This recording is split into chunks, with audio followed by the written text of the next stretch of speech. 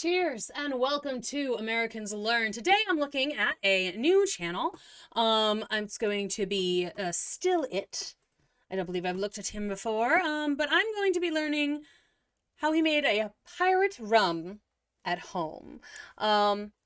Mostly I'm doing this now because I've been a pirate for Halloween many times and I'm vaguely keeping in a spooky season as much as I possibly can.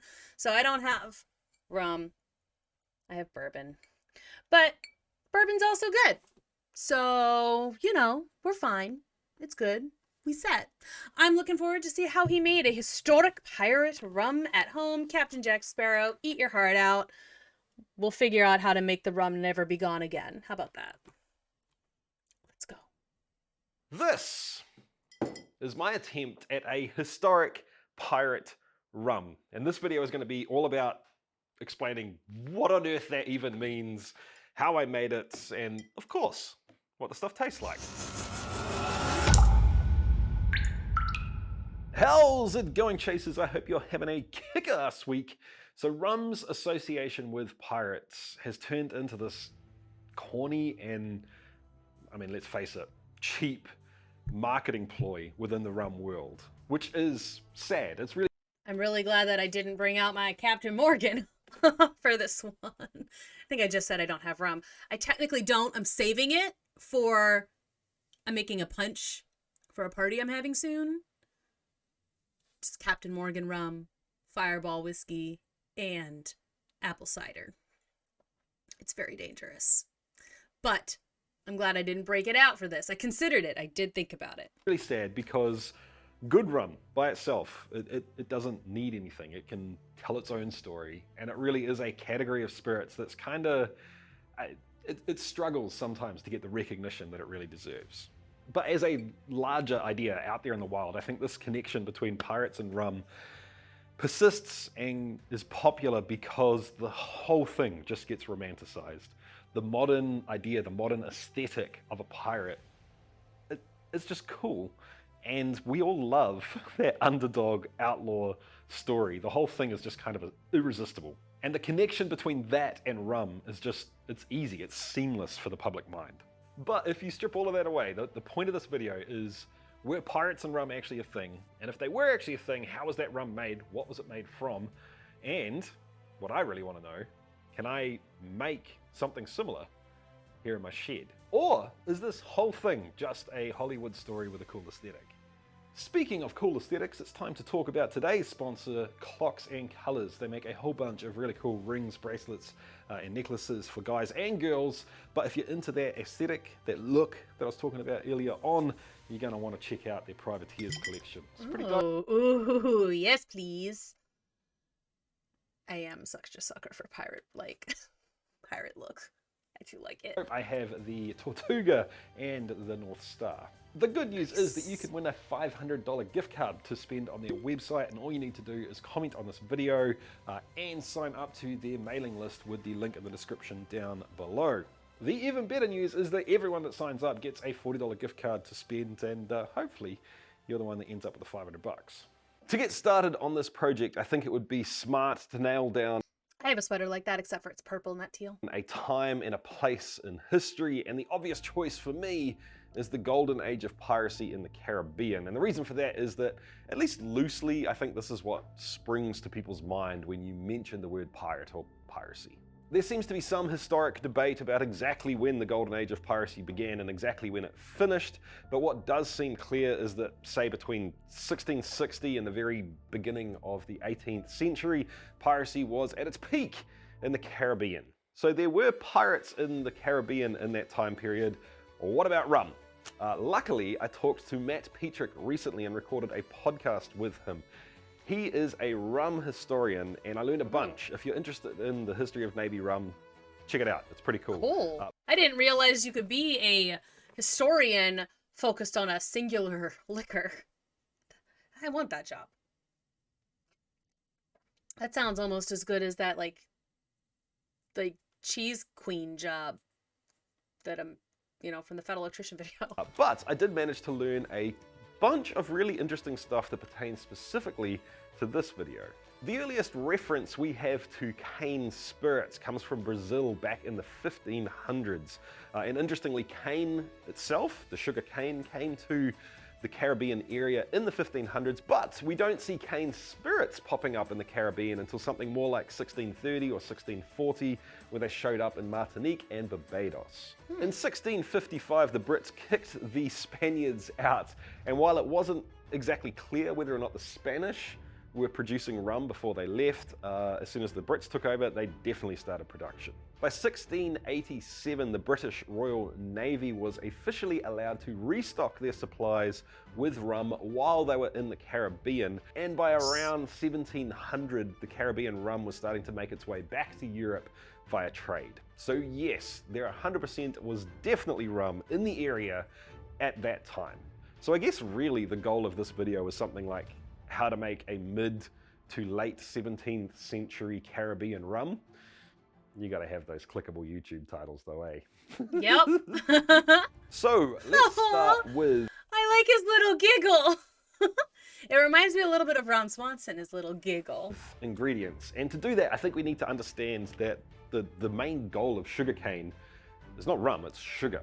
Especially at that time. So if you take cane juice and you keep boiling it, sugar precipitates out as the moisture level in the juice drops. And if you keep doing it until you can't take any more sugar out, you're left with molasses. Molasses is essentially a waste product, a byproduct of producing sugar. And by the mid 1600s, the people of the Caribbean had figured out how to upscale that waste stream into rum. So for my pirate rum, I decided to make it with blackstrap molasses, and this is the molasses that's had the most sugar taken out of it. It is the least desirable molasses. In fact, you know, often it's used for animal feed and stuff like that. Ugh. But I may have made a slight mistake. It looks like tar, like dripping down the...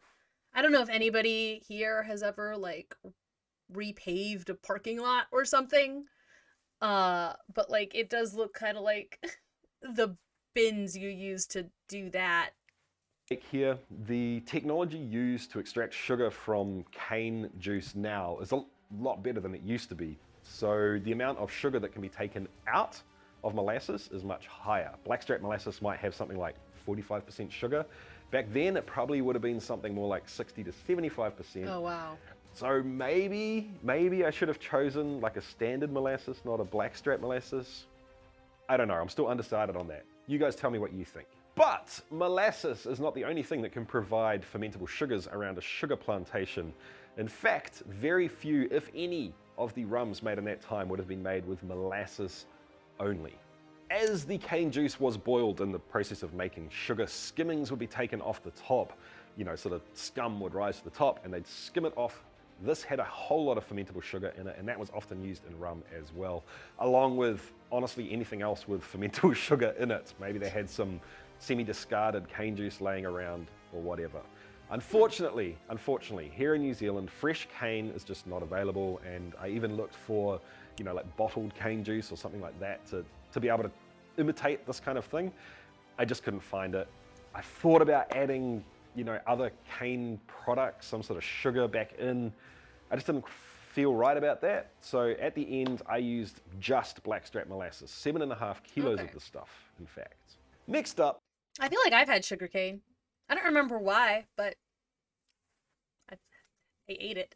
Water. Molasses is so thick and so concentrated that you're not going to be able to ferment it unless you dilute it back down with something. But water was, let's just say, not exactly as easy to get hold of as it is for most of us nowadays. The Caribbean distillers had worked out that they could take some of the stuff that was left in the still from the last distillation, combine that with water and use it to dilute the molasses down, saving themselves a little bit of water. This dunder also affected the pH of the mash, making it more acidic, which wasn't actually a bad thing. That acidity helps to stave off some of the nastier microbes that could take over in the wash, and it can actually add improved flavor over time as well. Luckily, I had bottled up some dunder from my last rum distillation, so I used 5 liters of boiling water, My dunder had gone cold already.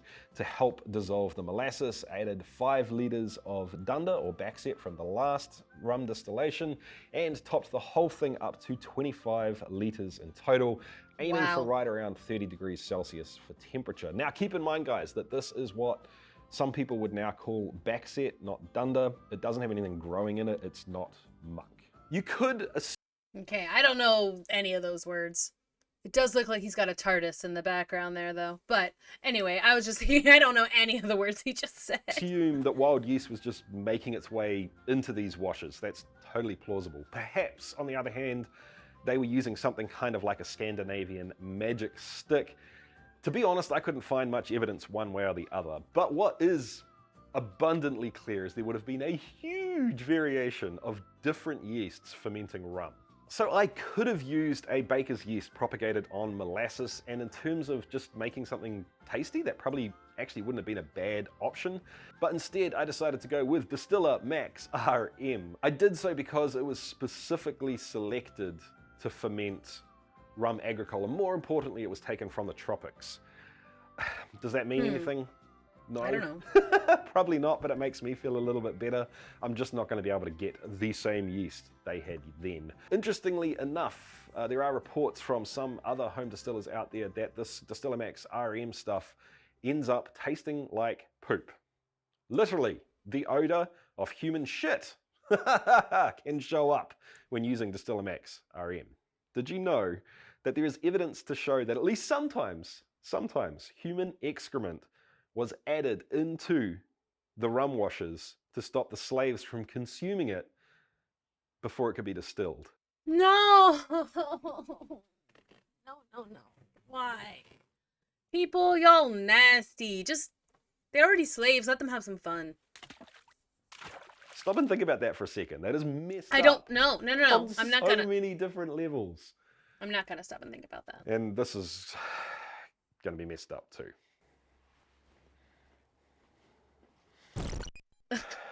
Sorry guys, I couldn't go. Stage fright. You try pooping on camera and then tell me what it's like. I couldn't do it, so sorry, this isn't going to be overly realistic. But, also, spoiler alert, my Distiller Max RM didn't end up smelling like poop. No shit smell. I don't know why. I don't know the difference between my results and their results, but there you have it. Hopefully your results are better. Hopefully we don't want the shit smell to happen. Hopefully. What I did do, however, was ferment this without an airlock, exposed to the environment, and I let it go for another 10 days past the end of primary fermentation, just to let the wild stuff that was in there take off just a little bit, sour things up just a little bit, and obviously, no, it's not going to be the same stuff that was available in the Caribbean in the 1670s. It's okay. The goal is to get close, right? We're just trying to get a little bit closer. 3 or whatever, but you get the idea, right? It's finally time to distill this stuff. But what sort of stills, techniques, technology would they have used? This is actually pretty easy, simply because the column still, the retort still, the double retort still, all of these things hadn't been invented yet. So it's good old-fashioned double pot stilling, baby. Their stills would have been made almost exclusively from copper, perhaps some parts made from wood. My stills have a whole lot of stainless steel going on, but I have added a lot more copper to the vapor path to try and more closely imitate what those early stills would have done to the spirit. It's also probably important for me to point out that the still, yes, it is just running as a pot still. I know some of these parts look like column or bubble plate parts, but all the internals have been taken out of them. They're just literally acting as a pipe and holding some of that copper mesh. I did the first distillation or the stripping run on my 50-litre pot still. At this point in time, I'm not really worried about exactly how I'm controlling the still too much. I'm not worried about the flavors that are coming off, and no cuts performed at this point in time. We're just cutting volume down and raising the ABV ready for the spirit run or the second distillation. Generally, what would happen is you would do this step multiple times to collect up enough low wines from stripping runs to put back into the still and perform the spirit run. Or what you can do is use a smaller spirit still than stripping still or wash still.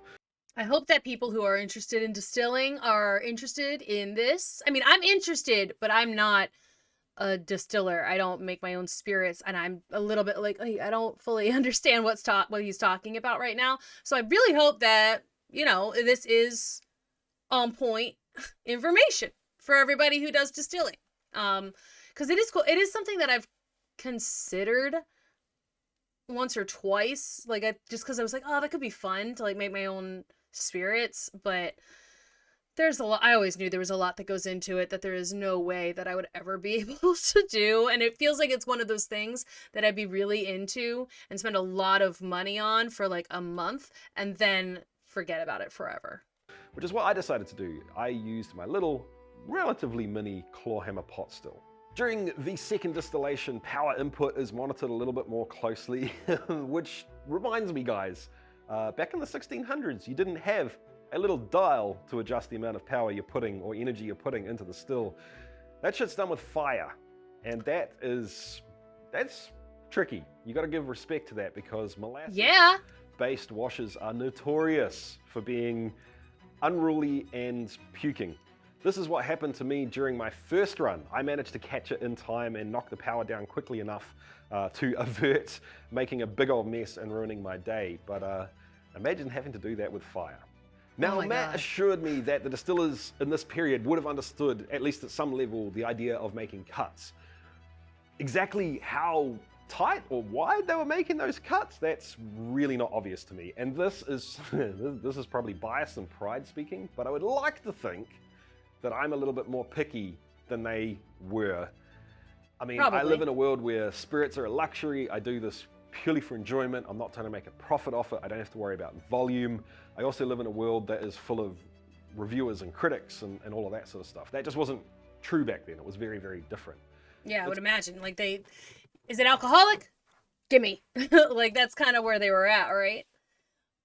Like we care a little bit more these days. Think about what something tastes like. Also true that a lot of very old rums, perhaps not quite this old, have survived, and people that have enough money to be able to taste them can taste them, and they seem to think that they were pretty good. So, short story long, I basically decided to make cuts similar to what I would normally do in this situation, but I squeezed them out just a smidge. I went a little bit wider. I let a little bit more heads through and a little bit more tails through than I normally would.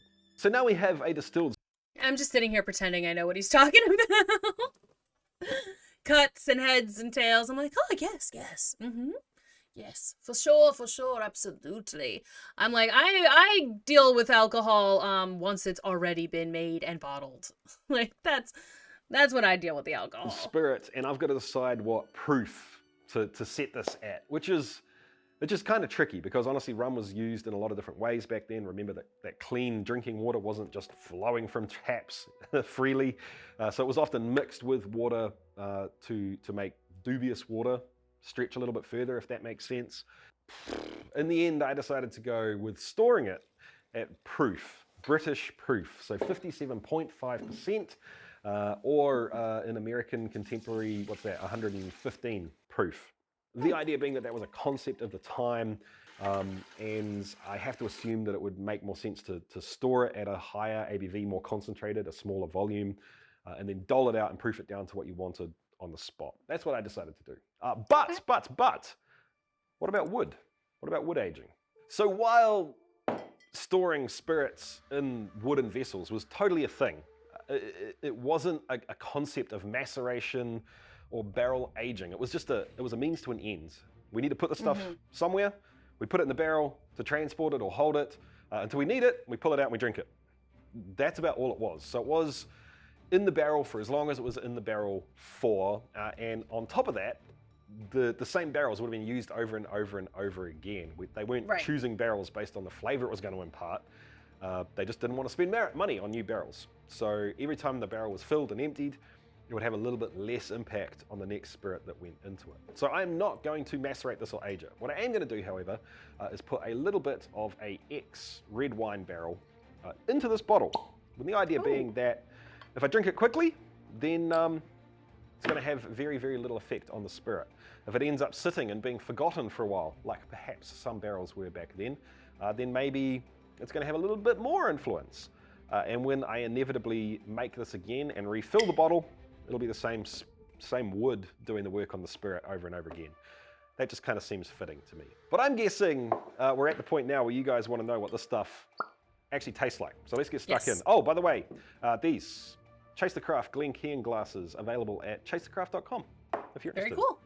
That is a cool glass. But before we do that, I need to say a huge thank you. A huge thank you to the Patreons. Thank you so much, guys. Thank you. Now I want to know. The core what crew does it that taste really, like? really meaningfully support the channel. I can't say a big enough thank you to you. I really do appreciate it. The first thing that is notable is that I still have a bit of a cold. Sorry, guys. I'm sick, so I'll do what I can. All joking aside, the first thing that jumps out is just molasses. It still smells like molasses. It has that heady rum thing going onto it, that sweetness mixed with a darker, deeper, fuller, grungier flavor. It's not funk, coffee, chocolate, toffee, caramel, all the way through to like borderline Marmite or soy sauce. Almost there, but not quite. Less of the kind of tropical fruit notes that I've had in a lot of other rums. Okay, so this is cut wider than I would normally cut, and it's served at 57%, and it's straight off the still yesterday. So it is going to slap you around a little bit, that's for sure. All of the flavor descriptors that I gave before are there present and accountable on the palate as well, along with a interesting kind of vegetal note, almost paspalin-esque, you know, the long, thin pieces of grass that stereotypically you see silly photos of farmers with in their mouths for some reason. Like if you actually do that and chew on it, it kind of tastes like that. I think that will disappear over the next week or two of it sitting in the bottle. That's just my experience with those sorts of flavors. Ooh. Are we gonna get a secondary taste like after a week? I hope he comes back and tells me. Though, the question arises, what is the conclusion to all of this video? Yes, there were pirates and rum in the same location at the same time. Did pirates drink rum? I mean, I'm sure they did. They had access to it. I get the feeling they were an unruly bunch and they would have had no problem drinking large amounts of rum. Did they specifically like rum more than other stuff? I'm sure that all pirates had their own personal preferences. Was I able to make a rum in my shed that accurately represents rum from that time? I'd say sort of. I'd say I gave it a good old college try. It is what it is. I think I gave it a pretty good nudge with what I had available to me. But you guys let me know. Tell me in the comments below what you think. I'm sure during the course of this video I've managed to piss off a rum expert and a historian. Pirate? If I you was are going to say a one of those pirate people, expert. by all means, if I've made a mistake, put a comment in the comment section down below. This has been a whole lot of fun. I hope you enjoyed it as well. I certainly did. I'm going to enjoy having this spirit around the house. If you enjoyed the video too, do the YouTubey things, drop a comment in the comment section down below. That really helps me out. Hit the like button. Make sure you sub up and hit the notification bell too so you don't miss out next time I put something like this out on the interwebs. I'll catch you next time, guys. Keep on chasing the craft. See ya. All right. Wonderful. So that was Still It. Chase the Craft. That's fun. I think he did get pretty close to what they could have done there, just because there's a lot of stuff that it's difficult to do now just because we don't have access to the same stuff that they did then. Like he said that they had a lot of copper back in the day. It's like copper's expensive these days. Like that would be hard for him to make it in a copper still, you know. Maybe he could have done a few things differently, like use rum that was a little bit more accurate, the molasses that were a little bit more accurate to what they would have had back then, but you know, I'm not an expert. I have no idea how much that would actually affect the taste. Honestly, my rum drinking experience, it's never been the liquor that I've kind of gone to. So I'm just like, it's rum. I don't like despise it, but it's never been my go-to choice, except for in that like nuts apple cider punch that I make. But then again, there's still a lot of whiskey in that too. But no, I do think it's interesting. And like looking at how people did things back in the day always is interesting to me, to see how long we've been making spirits and how much it has changed, how much is the same. What can we replicate now that we did back then? I just have always found it very intriguing, and I hope you did too. I feel like I did learn some stuff. I also learned how much I don't know about the process of making alcohol, because there was a lot in there that I was just like, Yeah, I have no idea what he's talking about. But you know, I get it on my side of things. He gets in his side. Takes all sorts, right? I hope y'all enjoyed, and make sure that you don't forget to leave a like here if you liked the video, if you want to see more stuff like this. And I will see you all in the next video.